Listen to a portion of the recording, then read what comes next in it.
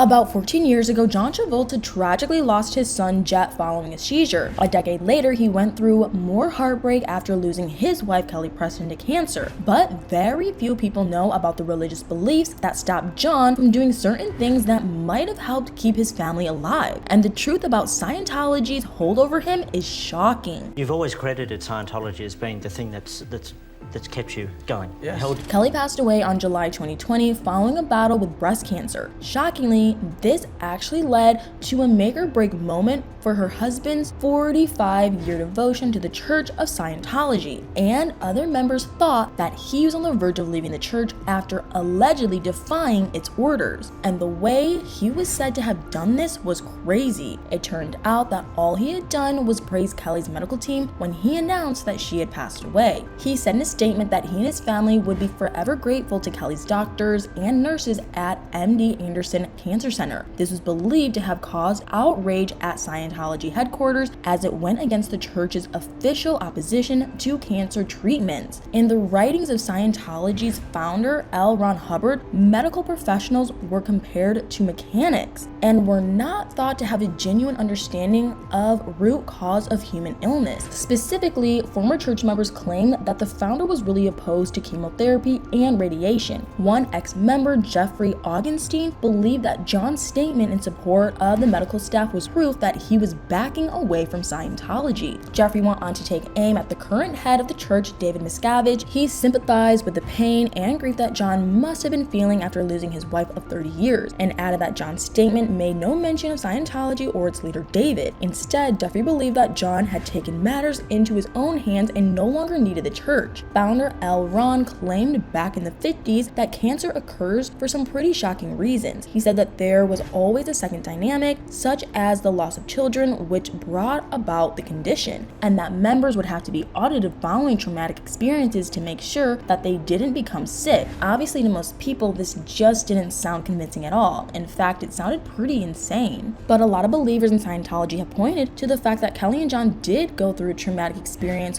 when they lost their son Jet. Jet passed away at the age of 16 in highly controversial circumstances, and yet again, Scientology was to blame for a lot of the publicity that followed. John and Kelly were publicly criticized for failing to admit that Jet had autism. This was something that the church did not recognize. Instead, the couple said that Jet had suffered from the extremely rare Kawasaki syndrome. This syndrome was supposedly caused by frequent exposure to carpet cleaner, although there has not been any medical evidence of that. Following Jet's tragic passing, Kelly was surrounded by Scientology officials. This was witnessed by Sam Domingo, daughter-in-law to opera star Placido Domingo, who was a VIP member of the church. Sam claimed that she saw firsthand the daily brainwashing Kelly received at the church's headquarters. She also claimed that Kelly was probably the driving force behind John's involvement in the religion. Sam said that Kelly herself claimed that the church helped her get over losing Jet, but the aftermath of Jet's passing was filled with scandalous rumors. In fact, it even led to a trial after John was extorted for $18 million.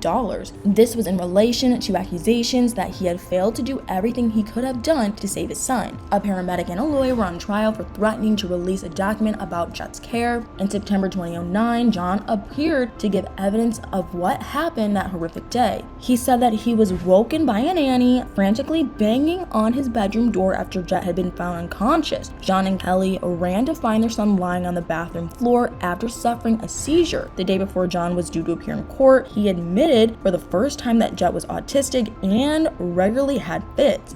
John said that he desperately tried to revive his son. However, there was nothing he could do, and Jet passed away in a hospital in the Bahamas where they were on vacation. John filed the extortion case himself following contact from a paramedic and a lawyer who used to be a Bahamian senator. They were accused of demanding money from John so that they would not share a shocking document with the media. The document was a form that John was alleged to have signed, which stopped Jet from receiving treatment. The actor, who was This trained pilot was said to have initially refused to allow his son to be transported to a hospital on the island. Instead, he had insisted on flying him to America personally. During the trial, John revealed that he had asked an ambulance driver to take him and Jet to the airport. The driver had then given him a liability release document to sign. This would ensure that the driver would not be blamed for doing what John had demanded. John said that he had not properly read the papers because time was of the essence. When the facts of the trial were later revealed to the public, John's ties with Scientology once again became part of the conversation. It was thought by some that he wanted to fly Jet back to America to seek another Scientologist's help rather than medical professionals on the island. And the devastating conclusion that some people came to was that John's faith might have cost Jet the help that might have saved him. This was similar to the opinion shared by some at the time of Kelly's passing, as any reluctance from her and John to get her into cancer treatment might have had huge consequences. But of course, in the end, Kelly did receive proper medical attention for her illness. And it could be that she and John had learned to trust medicine after the harrowing experience of losing their boy. Throughout Jet's life, his parents' religion played a big part in how they portrayed him to the public. They had both argued in the past that conditions like autism didn't really exist. Instead, like cancer, they believed that the cause were psychosomatic. In other words, the conditions were the result of past traumas affecting the body. And only just before the trial did John seem to change his opinions about this. On the day that Jet passed away, he was found by a fellow Scientologist, Jeff Catherine. John claimed that Jeff was one of Jet's hired nannies. However, John and Jeff actually shared a notorious history before Jeff became a nanny.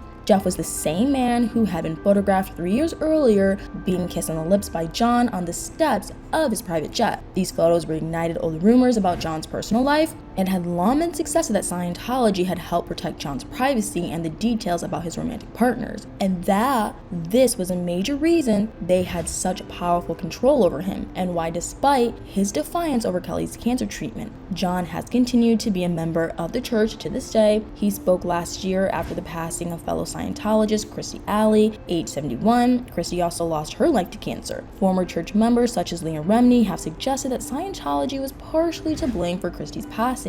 Lee went on to say that most church members were brainwashed into thinking they could cure themselves to cancer. Clearly, John did not hold that belief when he tried to help his wife seek treatment. However, John did not choose to talk about Christy's Scientology faith in his speech, so it looks like ex-members were wrong to suggest that he was trying to leave the church behind. But what do you guys think? Should John leave the church? Let me know in the comments below.